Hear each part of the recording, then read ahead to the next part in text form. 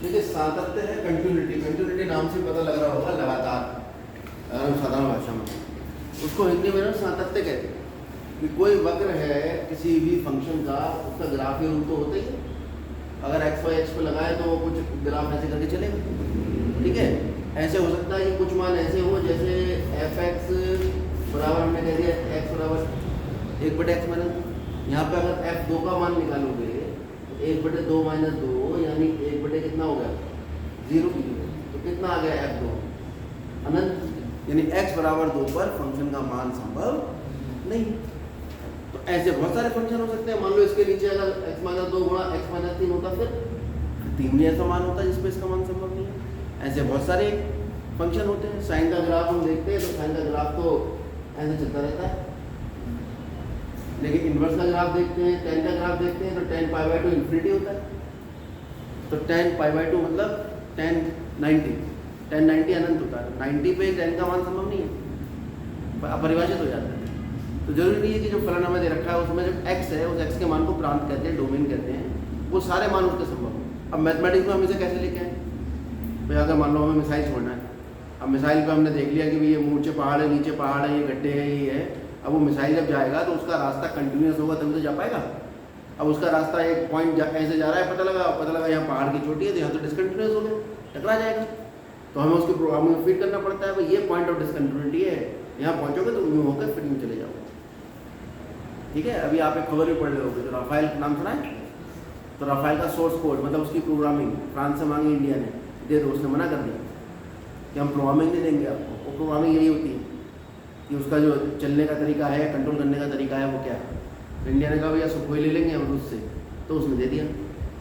तो ये बड़ा महत्वपूर्ण होता है, ठीक है। ये बिल्कुल बेसिक है, आपका ये समझिए जितनी भी इंजीनियरिंग होती है आगे। तो मैंने बहुत छोटा सा एग्जाम्पल आपको दिया। अब इसी को हम जरा बिल्कुल बेसिक से समझते हैं। जैसे ABCD होती है तो आपको थोड़ी पता होता है, आगे जाके आप स्टैंजा, पोएट्री और पूरी इंग्लिश की किताबें पढ़ डालेंगे। तो ये ABCD है खाली इंजीनियरिंग की, ऐसे समझिए। ये कह रहे हैं परिभाषा क्या है इसकी, f एक वास्तविक फलन है, मतलब f का मान जो है वो वास्तविक आएगा जब x का मान डालेंगे। तो f के प्रांत में मतलब जो x के मान है वो प्रांत कहलाते हैं। f के प्रांत में कोई बिंदु C है, यानी x का कोई, जैसे x के करोड़ों मान होंगे उसमें से कोई एक मान C है। उस C पर अगर फलन संतत है, मतलब ये जो पॉइंट है मान लो C, यहाँ पर हम देख रहे हैं कि इसके इधर भी कुछ है और इसके इधर भी कुछ है, तो संतत हो गया ना। अगर मान लो यहाँ की बात कर रहे हैं तो इसके आगे तो कुछ नहीं है लेकिन इसके पीछे कुछ है, तो ये संतत है या नहीं। इस वाले पॉइंट पर संतत फलन तभी कहलाएगा जब आगे भी कुछ है और पीछे भी कुछ। इसके पीछे तो है लेकिन आगे कुछ नहीं है, यानी इस पॉइंट पे संतत नहीं। क्लियर हो गई ना बात। तो अब ये कहना है कि अगर C पर संतत है, मतलब C ऐसा पॉइंट है जो पूरे वक्र में उस जगह है जिसके पीछे आगे दोनों तरफ वक्र संभव है। अगर मैं साधारण भाषा में बात करूँ, कॉर्नर पॉइंट नहीं है, कोई कॉर्नर पॉइंट कभी भी संतत वाला पॉइंट होता ही नहीं है। तो C को fx का कौन सा, यहाँ C पर संतत है तो limit h tends to C, fx किसके बराबर होगा fc। अब ये जो बात है limit h tends to C fc के बराबर, fc का क्या मतलब है, जो फलन है उस फलन के अंदर x का मान C डाल दिया आपने, फलन में x का मान ये है fc। जैसे हम पॉलिनोमियल बहुपद निकालते थे, px बराबर ये तो p2 बराबर कितना निकालते थे। जैसे फॉर एग्जाम्पल हम कहते हैं fx बराबर x माइनस 2, तो f3 का मान निकालो तो 3 माइनस 2 निकल आया ना 1, है ना। तो ऐसे ही सीधा सीधा मान C का हमने रख दिया फलन में और वो कोई ना कोई मान निकल कर आ गया। ये तो हो गया fc, बात समझ में आ गई। ये क्या है, इसके बारे में पढ़ा था पिछले साल, ठीक है। हमने कहा था कि लिमिट, अभी हम पहुंच गए क्लास 11, हमने कहा था limit x tends to a fx exist. Exist मतलब इसका अस्तित्व है। कब है, जब LHL at x equal to a बराबर होगा RHL एट x। और ये LHL क्या होता था कक्षा 11 आपको याद हो, तो limit x tends to a minus लिख देते थे और इसे लिख देते थे RHL को limit x tends to a plus. और ये प्लस और माइनस क्या है, a से थोड़ा पहले और a से थोड़ा बाद में। अगर मैं इसको ग्राफ से आपको समझाऊं तो ये फलन का है हमारे पास, ये fx है, ये fx का ग्राफ है, ये x बराबर a है, तो इसके इधर जो वैल्यू होगी वो f a माइनस होगी और इसके राइट हैंड साइड में जो वैल्यू होगी वो साइड जो आता है f a प्लस होगी। अब वो प्लस कितना होगा, प्लस 1 होगा, प्लस 2 होगा, प्लस 3 होगा। तो अब हम प्लस 1 करें, पता लगा यहाँ से यहाँ पहुँच गए, यहाँ तो वैल्यू है, यहाँ नहीं है।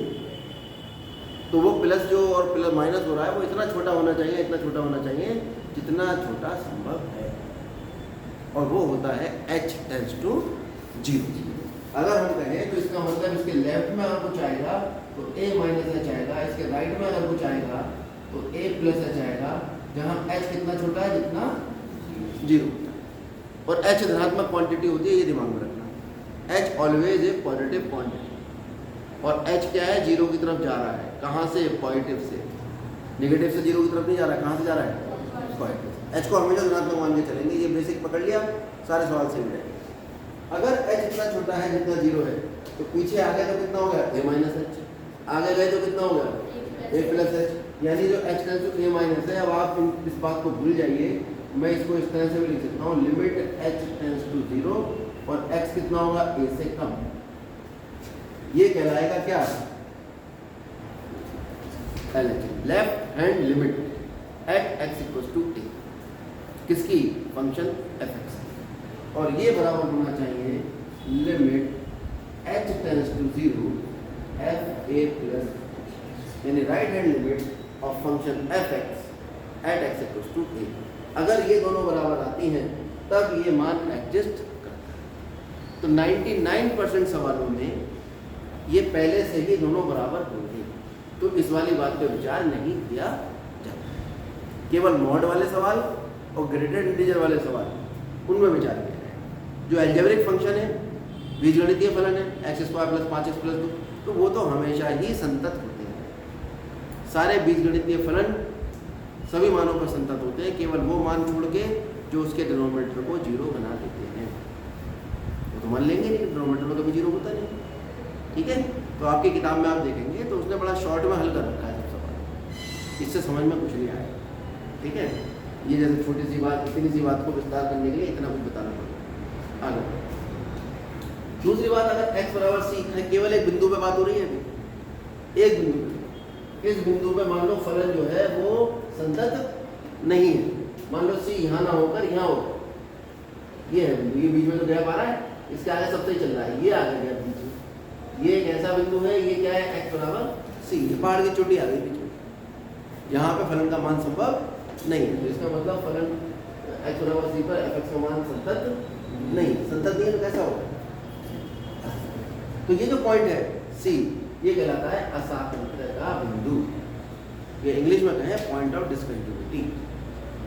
और अगर x इक्वल टू c पे संतत है, कंटिन्यूअस है, तो पॉइंट ऑफ कंटिन्यूटी कहलाता है।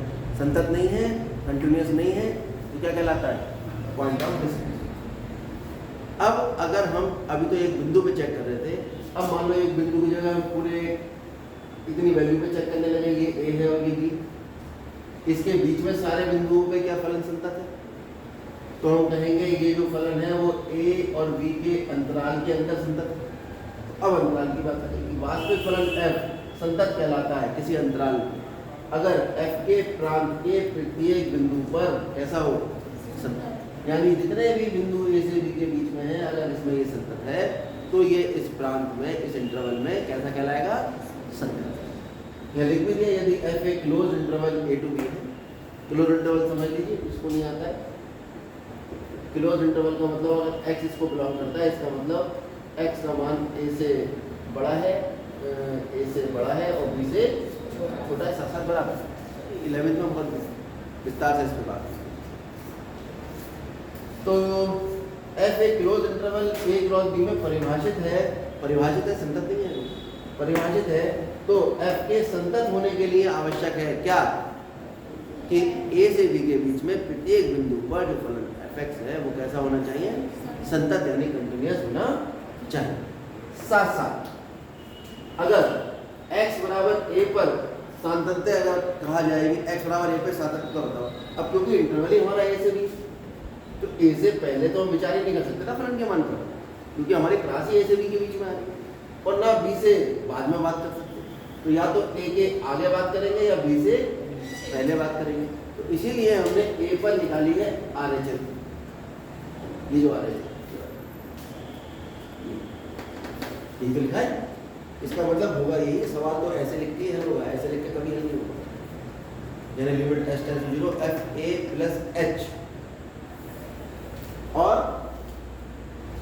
जो b है अगर उस पर सातत्य है, कंटिन्यूअस है, या b पे कंटिन्यूटी का अर्थ है कि b पर वो लेफ्ट कंटिन्यूटी LHL जो है एग्जिस्ट करेगा। ये जो मान दिया है, ये जो हम देख रहे हैं दोनों बराबर है, अगर ये दोनों बराबर है तभी लिमिट एग्जिस्ट करती है, वरना इसका मान अलग निकालते हैं, इसका अलग निकालते हैं, और दोनों का मान अलग अलग आ गया तो लिमिट एग्जिस्ट नहीं करेगी। खूब कराया मैंने सवाल ये लास्ट, और मैंने कहा भी था कि आगे तुम्हारे बहुत काम आएगा, उसके वीडियो भी पड़े होंगे, चाहे तो 11वीं क्लास के कंटिन्यूटी का आप रिविजन भी बहुत अच्छे से करें, ईच एंड एवरी क्वेश्चन। आज आपके पास समय, कल संडे मिलेगा, आराम से 12th छोड़ो, 11वीं की कंटिन्यूटी मिलता है, वो सॉरी लिमिट मिलता है, क्योंकि अगर लिमिट है तो लिमिट तक तो बात ये आ गई LHL बराबर RHL, तब तो ये एडजस्ट करेगा, और ये अगर C बिंदु रखने पे बराबर हो गया तो क्या हो जाएगा, कंटिन्यूस हो जाएगा। यानी लिमिट के आगे कंटिन्यूटी तब बनती है जब जिस पॉइंट पे हम कंटिन्यूटी चेक कर रहे हैं उस पर लिमिट भी एडजस्ट करे, साथ साथ उस पॉइंट पे फलन का मान भी लिमिट के ही बराबर मिलकर। समझ आ रहा है? अभी और समझना है। अब ये इसकी अलजेब्रा आ गई। f और g अगर दो वास्तविक फलन है और c पर कंटिन्यूअस है तो f प्लस g भी कंटिन्यूअस होगा, f माइनस g भी कंटिन्यूअस होगा, f इंटू g भी c पर कंटिन्यूअस होगा, और f अपॉन g भी c पर कंटिन्यूअस होगा अगर c पर g का मान 0 के बराबर, क्योंकि बटे में 0 आते हैं, ये सब कहानी। इसके बाद फिर में दो है कि f और g दो वास्तविक फलन है तो x बराबर c पर फॉर्म परिभाषित होगा। फैक्ट होता क्या है, हमने आपको बताया था, एक a है एक b है, एक फंक्शन यहाँ से यहाँ है, f एक फंक्शन यहाँ से यहाँ है, g ये c है, इसमें मान आएगा fx, और g जो है वो मान लेगा fx को x से, इसको हम कहेंगे गॉस। इसका उल्टा चलो, g से इधर चलो, है ना, इधर x ले लो मान लो, तो ये क्या हो गया gx, इससे इधर चलोगे तो ये क्या आएगा f ऑफ g। समझ आ रहा है? इसको हम कहेंगे फॉर्म। तो ये क्या कहना चाह रहे हैं कि x बराबर c पर फॉर्म परिभाषित है, मान इसका निकल के आ रहा है x बराबर c पर g और gc पर कौन f संतत।